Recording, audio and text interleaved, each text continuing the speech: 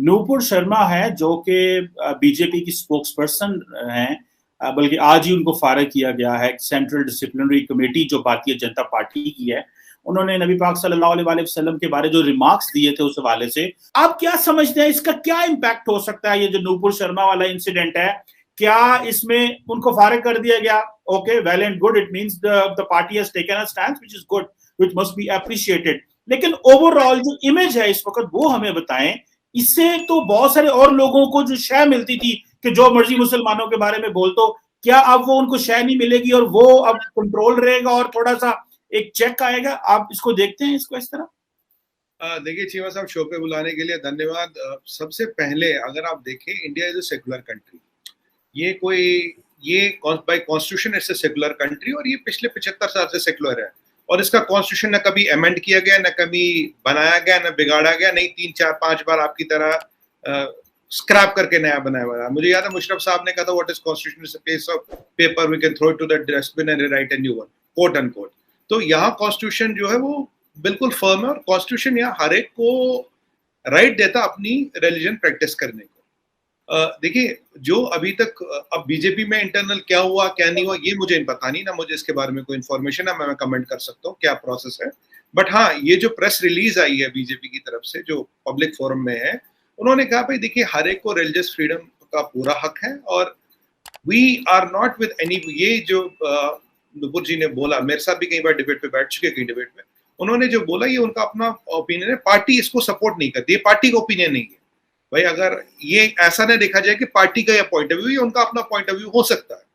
तो as a part of process BJP में पहले भी कई सारे बार ऐसी एक्शंस हो चुकी है, मतलब not on the same kind, but कोई ऐसी इन लाइंस पे एक्शन हो चुकी है। डिसिप्लिनरी एक्शन के लिए तो बीजेपी बहुत फेमस है चीमा साहब। अगर ये पूरी कैबिनेट बदल देते, चीफ मिनिस्टर को बदल देते, कैबिनेट मिनिस्टर को बता देते, स्टेटों पे मिनिस्टरों को बता देते। आप देखिए गुजरात में करीब 99% कैबिनेट बदल दी, कितने चीफ मिनिस्टर बदल दिए, कितने कैबिनेट मिनिस्टर बढ़ा दिए, कितने दिग्गज नेता थे जिनको बोलते नहीं किसी और को ये देना। तो यहाँ कार्डर बेस्ड पार्टी है, यहाँ India first, mission first, India first के उस पर चलते हैं। और अगर किसी से कोई गलती हुई, अगर किसी से कोई चीज हुई which is not in corresponding to party line, party always has taken a strong stand. क्योंकि आप देखिए, इंडिया में एक वाहिद पॉलिटिकल पार्टी है चीमा साहब जो चीफ मिनिस्टर बदलने की औकात रखती है। पूरा कैबिनेट मिनिस्टर पार्टी में जो रेस्पेक्टेड पोस्ट पे उनको बदलने की वो हिम्मत और जज्बा रखती है, और इन कंडीशन ये एक स्टेप लिया गया है। So BJP has true to its tradition, जो उनका जो ट्रेडिशन रहा है कि इंडिया फर्स्ट और कॉन्स्टिट्यूशन फर्स्ट, इन दो चीजों को मेंटेन करते हुए रहा है। और ये जो पर्टिकुलर इंसिडेंट हुआ है, तो मतलब it has been taken in line of that. मैं तो इसको तो ऐसे देखो, अंदर पार्टी में क्या हुआ क्या नहीं हुआ, किसने किसको क्या कहा क्या हुआ, तो वो मुझे उसका कोई आइडिया नहीं है और मुझे हो भी नहीं सकता। बट जो मैं एक ट्रेंड आपको बता रहा हूँ, जो पार्टी 5-5, 10-10, 15 चीफ मिनिस्टर बदल सकती है, कैबिनेट मिनिस्टर बदल सकती है, कभी भी रिशफल कर सकती है, पूरी कैबिनेट बदल सकती है, चीमा साहब उस पार्टी के लिए ये एक्शन लेना कोई बहुत बड़ी बात नहीं है। It has been in the line of tradition. जी, क्वेश्चन मेरा ख्याल है ये नहीं है सुमित भाई कि पार्टी क्या फैसला कर सकती है, क्वेश्चन ये है कि पार्टी की सोच क्या है। ठीक है, बिकॉज आप जो भी देखिए, बीजेपी जो है वो एक सियासी जमात है, जी, एक नजरियाती जमात भी है, सिर्फ सियासी जमात नहीं, नजरियाती जमात है। ठीक है, if you just take go back to RSS और उनकी बड़ी वो इंडियन अवाम के लिए वो कहते हैं बड़ा काम करते हैं, दैट्स गुड, किसी भी पार्टी को हक है वो करना चाहिए, and people trust them, people vote them, people bring into power, that is obviously what the people wanted. एक स्टेटमेंट आई है जी कि ये जो ओपिनियन है ये फ्रिंज एलिमेंट्स की ओपिनियन है विद इन द पार्टी। ये एक स्टेटमेंट आई है, उन्होंने ये कहा है कि ये जो मेरे सामने वो स्टेटमेंट है, उन्होंने कहा है कि ये जो व्यू है ये फ्रिंज एलिमेंट्स का व्यू है। ठीक है जनाब, और जारी बात है कि हम इसको जो एम्बेसडर है वो कहते हैं ये गवर्नमेंट ऑफ इंडिया का पर्सपेक्टिव नहीं है, these are the views of the fringe elements. So it means कि पहले नूपुर तो उनकी हर चीज को डिफेंड कर रही थी, जबरदस्त तालियां, क्लैपिंग, आला, अभी ओवरनाइट वो फ्रिंज एलिमेंट्स बन गई हैं, और इस तरह के और भी बहुत सारे फ्रिंज एलिमेंट्स। क्वेश्चन ये है कि वो जो पार्टी के अंदर इस तरह की सोच है उसको क्या मैसेज जाएगा या क्या जाना चाहिए, that you have to live under this idea of coexistence, having a piece of paper as a secular constitution and keep thumping your chest that there we are secular doesn't mean that you are practically secular. So you have to lead by example. ये चीज नहीं है कि ये fringe elements मौजूद हैं और ये रहेंगे, तो उनको कैसे चेंज करना है, या कि आप समझते हैं कि कोई जरूरत नहीं है पार्टी को, दे आर पॉपुलर? देखिए चीमा साहब, मेरे पास जो प्रेस रिलीज है बीजेपी की है, जो मैं आपको चाहे तो शेयर कर सकता हूँ, उसमें फ्रिंज एलिमेंट्स नाम का कहीं वर्ड नहीं है। जो बीजेपी की official press release Arun Singh ji ने साइन की, उसमें फ्रिंज एलिमेंट का कहीं, मोफा ने कहा है, मोफा ने, मिनिस्ट्री ऑफ फॉरेन अफेयर्स आपकी जो एम्बेसी कतर है उसने कहा। अच्छा, मैंने वो प्रेस रिलीज देखी नहीं, इसलिए मैं उस पर कमेंट नहीं कर सकता। बट जो बीजेपी की ऑफिशियल प्रेस रिलीज आई है वो पब्लिक फोरम में, आप भी देख सकते हैं, मैं भी देख सकता, कोई भी देख सकते हैं। उसमें फ्रिंज एलिमेंट का वर्ड इस्तेमाल नहीं किया गया, बल्कि बोला हम plural country, we respect all the religious sentiments of everybody, और ये हमारा ट्रेडिशन है, कंट्री सेक्युलर है, कॉन्स्टिट्यूशन सेक्युलर है, everybody has a right to practise his own religion, और हम इसको सपोर्ट करते हैं।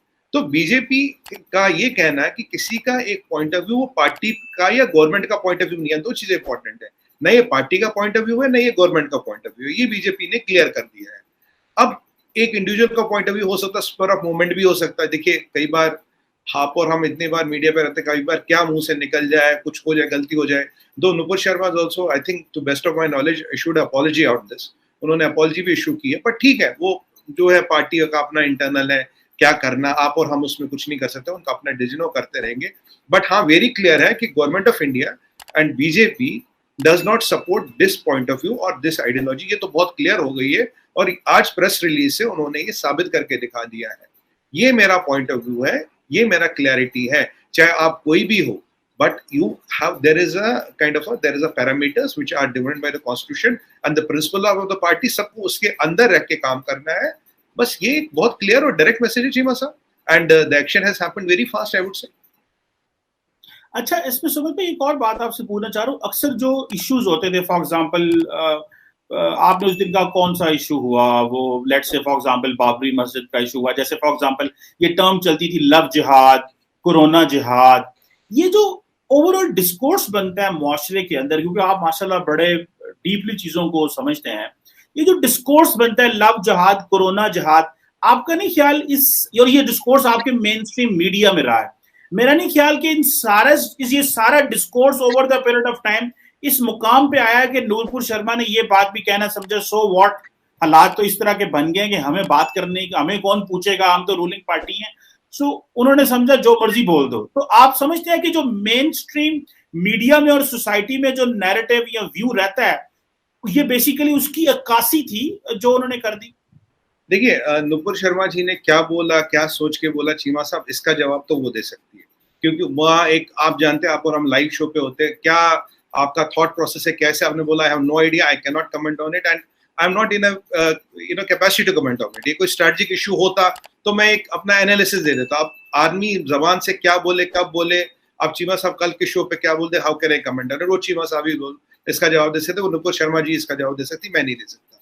दूसरी बात, ये जो नैरेटिव वाली बात कोई नहीं है चीमा साहब। देखिए जो भी चीजें समाज में है, जो भी प्रॉब्लम्स है, उनको हाईलाइट किया जाता है, उनको बोला जाता है, बट प्रॉब्लम को हाईलाइट करना और एक फेथ के बारे में कुछ बोलना, ये दो अलग अलग चीजें हैं। Islam is not limited to one particular thing. Islam बड़ा रिलीजन है, बहुत सी चीजें हैं इस्लाम में। Islam can not be limited to one particular thing और वन पर्टिकुलर पर्सन, राइट।